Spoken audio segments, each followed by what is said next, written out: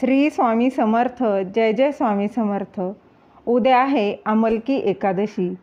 या एकादशीला विशेष असे महत्त्व आहे. आपल्याला माहीत आहे वर्षातून 24 एकादशी या येत असतात. आमलकी एकादशी ही तिथी आवळा एकादशी म्हणून ओळखली जाते. फाल्गुन मासात शुक्ल पक्ष एकादशीला आमलकी एकादशीचे व्रत केले जाते. या तिथीला आवळा एकादशी असेही म्हटलं जातं. आवळ्याच्या वृक्षात भगवान विष्णूंचे वास्तव्य असते. या वृक्षाच्या प्रत्येक अंशात भगवंताचे वास्तव्य असते. या दिवशी आवळ्याचा वापर आणि आवळ्याच्या वृक्षाची यथासांग पूजा केली जाते. यामुळे भगवान विष्णू प्रसन्न होतात अशी भाविकांची श्रद्धा आहे. श्रद्धेने का होईना लोकांचा निसर्गाशी संबंध यावा यासाठी सणावारांचे नाते भगवंताशी म्हणजेच परमेश्वराशी जोडले आहे. यामुळे देवाचे आणि पर्यायाने निसर्गाचे महत्त्व अधिक आहे. तर या दिवशी काही उपाय केल्याने अनेक अडचणींपासून समस्यांपासून दूर होण्यास नक्कीच फायदा होणार आहे. ते कोणते उपाय आहेत ते जाणून घेऊयात. त्याआधी तुम्ही माझ्या स्वामी कृपा चॅनलला सबस्क्राईब नक्की करा. फाल्गुन शुक्ल पक्षातील एकादशीचे नाव आमलकी एकादशी असे आहे. यंदा आमलकी एकादशी ही 20 मार्च बुधवारी आहे. या पवित्र व्रतामुळे विष्णू लोकाची प्राप्ती होते असे मानले जाते. या दिवशी भगवान विष्णू आणि माता लक्ष्मी यांच्यासोबत आवळा वृक्षाची पूजा करण्याची परंपरा आहे. या दिवशी जगाचा पालनपोषण करणाऱ्या भगवान श्री विष्णूंची त्यांच्या परशुराम रूपात पूजा केली जाते. तसेच या तिथीला भगवान विष्णूंच्या मुखातून चंद्रासारखा तेजस्वी बिंदू पृथ्वीवर पडला, ज्यापासून आमलकी म्हणजेच आवळा या महान दिव्य वृक्षाचा जन्म झाला.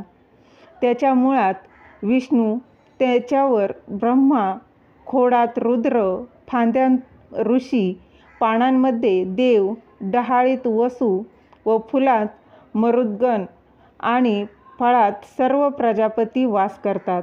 त्यामुळे आवळा भगवान विष्णूंना अतिशय प्रिय आहे. या दिवशी आवळ्यासंबंधित काही उपाय केल्याने तुम्ही भगवान विष्णूंना लवकर प्रसन्न करून त्यांचा आशीर्वाद नक्कीच मिळवू शकता. तर कुठले उपाय आहेत ते जाणून घेऊया. सर्वप्रथम पुण्यप्राप्तीसाठी बघा, आमलकी एकादशीला आवळ्याच्या झाडाजवळ जाऊन रात्री तेथे दिवे लावावेत. किमान एक तरी दिवा लावावा. रात्री जागरण करावं. कीर्तन शक्य असल्यास हरिकीर्तन देखील करावं. याने मनुष्य सर्व पापांपासून मुक्त होऊन हजारो यज्ञ व यज्ञांचे फळ प्राप्त करतो. या दिवशी झाडाला स्पर्श करून प्रदक्षिणा घालाव्यात आणि शक्य असल्यास त्याखालील ब्राह्मणांना भोजन द्यावे. असं केल्याने मिळणारे पुण्य हे सर्व तीर्थक्षेत्री जाऊन आणि सर्व प्रकारचे दान देऊन मिळणाऱ्या पुण्यापेक्षा देखील मोठे असते. यानंतर वैवाहिक जीवनातील आनंदासाठी, वैवाहिक जीवनातील सुख शांतीसाठी पती पत्नीने मिळून आवळ्याच्या एकादशीचे व्रत पाळावे.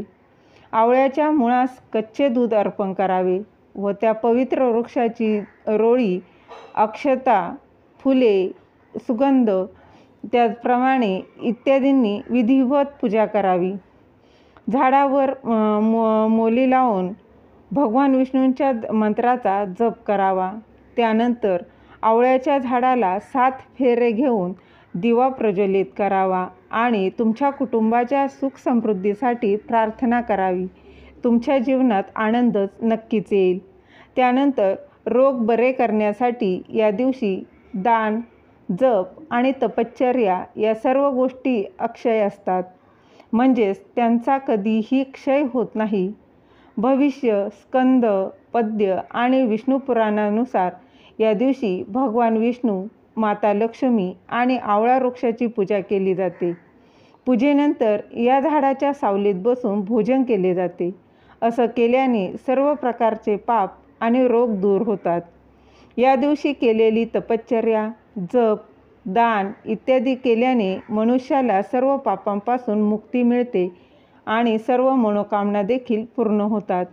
यानंतर नोकरीविषयी किंवा तुमच्या करिअरच्या प्रगतीसाठी काही समस्या असतील तर आमलकी एकादशीला भगवान विष्णूंची पूजा करून एकतरी आवळा नक्कीच अर्पण करावा. त्यानंतर आसनावर बसून यापैकी कोणत्याही एका मंत्राचा किमान एक जप करावा. ओम दामोदराय नमः किंवा ओम पद्मनाभाय नमः या ओम वैकुंठाय नमः.